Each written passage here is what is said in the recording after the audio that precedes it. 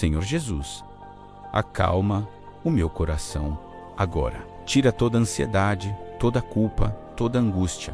Fala comigo através desta história. Que a tua verdade me restaure, como restaurou Pedro.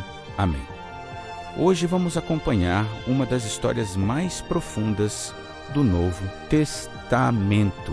A história de um homem que amava Jesus com todas as suas forças, mas que, na hora da maior provação, caiu e mesmo assim foi levantado pelo próprio Cristo. Uma história que nos mostra que nenhuma falha é grande demais para o perdão e para a restauração de Deus. Tudo começa na última refeição de Jesus com seus discípulos.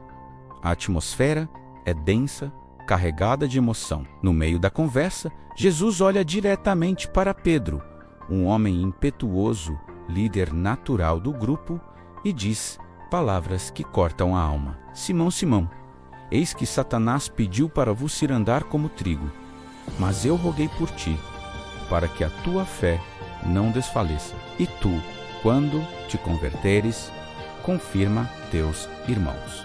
E então, a profecia devastadora. Em verdade te digo que, nesta mesma noite, antes que o galo cante, tu me negarás 3 vezes. Pedro, chocado, não consegue aceitar aquilo. Em seu coração, ele sente uma lealdade inabalável. Ele olha para Jesus e promete com toda a sinceridade de sua alma: Senhor, estou pronto a ir contigo, tanto para a prisão como para a morte. Mesmo que todos te abandonem, eu jamais te negarei. Ele acreditava em cada palavra que dizia. Ele realmente amava Jesus, mas não conhecia a profundidade de sua própria fraqueza. Poucas horas depois, a profecia começa a se cumprir. No jardim do Getsemane, Jesus é preso em meio ao caos, espadas e tochas. Pedro, num ato de coragem impulsiva, saca sua espada e corta a orelha de um servo do sumo sacerdote. Mas Jesus o repreende e cura o homem. É um momento de confusão total. Os discípulos se dispersam, com medo. Pedro o segue, mas de longe. O medo começa a tomar o lugar da coragem. Ele entra no pátio do sumo sacerdote, tentando se misturar à multidão, buscando o calor de uma fogueira para se aquecer do frio da noite e do pavor que o consumia. É ali, ao redor do fogo, que a noite de Pedro se quebra em 1000 pedaços. A primeira acusação vem de uma simples serva. Ela olha para ele e diz: Tu também estavas com Jesus, o Galileu. O coração de Pedro dispara. O pânico sobe a garganta e com a voz trêmula ele nega diante de todos: Mulher, não o conheço. Nem sei o que dizes. Ele se afasta, tentando se esconder nas sombras, mas não há para onde fugir. Logo depois, outra pessoa o vê e insiste. Este também estava com Jesus de Nazaré. A pressão aumenta. Os olhares se voltam para ele. E Pedro nega pela segunda vez, agora com um juramento: Eu não conheço tal homem. A ansiedade o domina. Ele começa a suar, o medo o paralisa. Ele só queria desaparecer.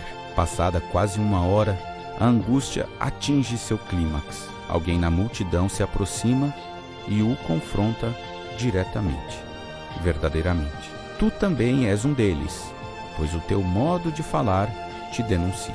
Tu és Galileu. O sotaque de Pedro, a sua própria identidade, o entrega. Encurralado, desesperado, ele faz o impensável. Pela terceira vez, ele nega, mas agora de forma veemente, praguejando e jurando que não conhecia Jesus. Eu não conheço esse homem de quem falais. E no exato instante em que as palavras de negação saem de sua boca, o som agudo de um galo cantando corta o ar da madrugada. Pedro congela. Aquele som ecoa em sua alma como um trovão, trazendo à memória as palavras de Jesus. Seu mundo desaba. Seus olhos se enchem de lágrimas. E então, o momento mais devastador de todos Acontece. Do outro lado do pátio, Jesus, sendo levado pelos guardas, amarrado e maltratado, para por um segundo ele se vira e olha diretamente para Pedro. Não era um olhar de condenação, não havia raiva nem decepção. Era um olhar que atravessava toda a vergonha, toda a culpa e dizia: eu sabia, Pedro, eu te avisei, mas eu ainda te amo. Eu roguei por ti. Aquele olhar de amor incondicional quebrou o coração de Pedro de uma forma que nenhuma acusação jamais poderia. A dor da sua traição, iluminada pelo perdão nos olhos do Mestre, foi insuportável. Pedro sai correndo do pátio, cai de joelhos em algum lugar escuro e chora amargamente. Ele chora a dor da falha, a vergonha da covardia, a perda da sua própria autoimagem. Ele estava destruído. A culpa o consome. Ele sente que falhou com a pessoa que mais amava no mundo e que não merece mais nada. Os dias seguintes são um borrão de tristeza e desespero. Pedro se esconde, consumido pela vergonha. Mesmo a notícia da ressurreição de Jesus parece distante, algo que talvez não se aplicasse mais a ele. Ele falhou, ele não era mais digno. Ele volta para o que conhecia antes de Jesus, a pesca.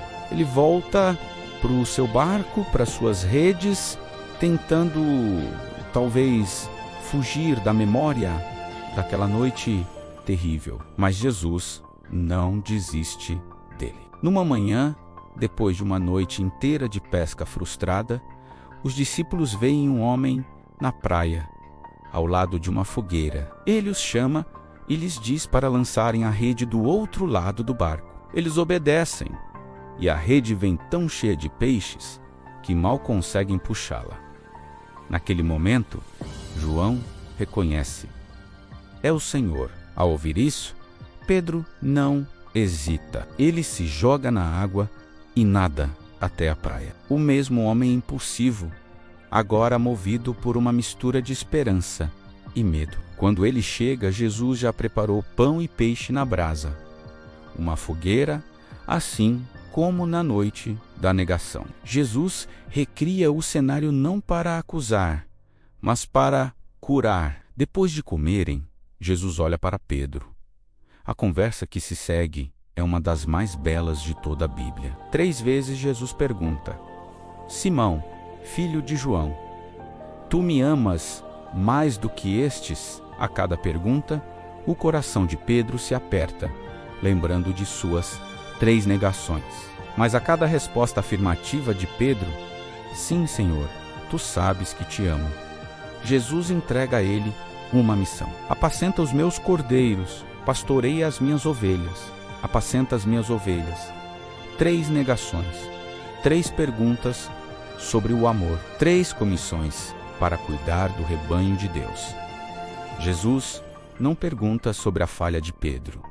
Ele não o lembra da sua queda. Ele vai direto ao coração da questão, o amor. E sobre esse amor, Jesus reconstrói a vida, o ministério e a identidade de Pedro. A vergonha foi lavada, a culpa foi substituída por um propósito. O pescador de peixes foi definitivamente restaurado como um pescador de homens. A história de Pedro é a nossa história.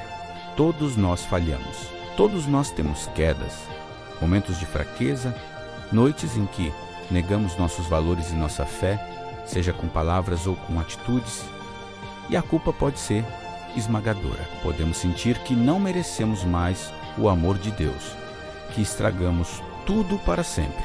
Mas a mensagem do encontro de Jesus com Pedro na praia é esta: o olhar de Jesus sobre nós nunca é de condenação. É sempre um olhar que diz: eu sei da sua queda, mas eu ainda te amo, eu ainda te quero, eu ainda te chamo.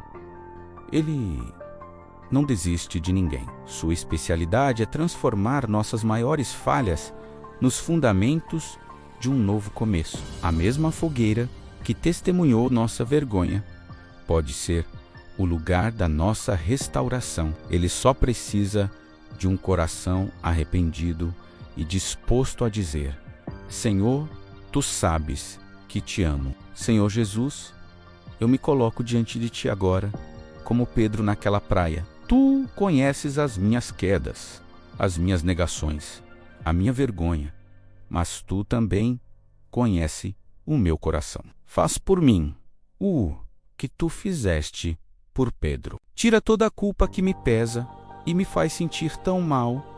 Cura o que está quebrado dentro de mim. Renova minha fé e o meu propósito. Eu entrego minha falha, minha dor e meu futuro em tuas mãos. Usa-me, apesar de mim. Eu te amo, Senhor. Amém. Obrigado por assistir. Se esta mensagem tocou seu coração, compartilhe com alguém que também precisa ouvir que para toda queda existe a mão de Jesus estendida para levantar. Siga nosso canal para mais histórias de fé e restauração.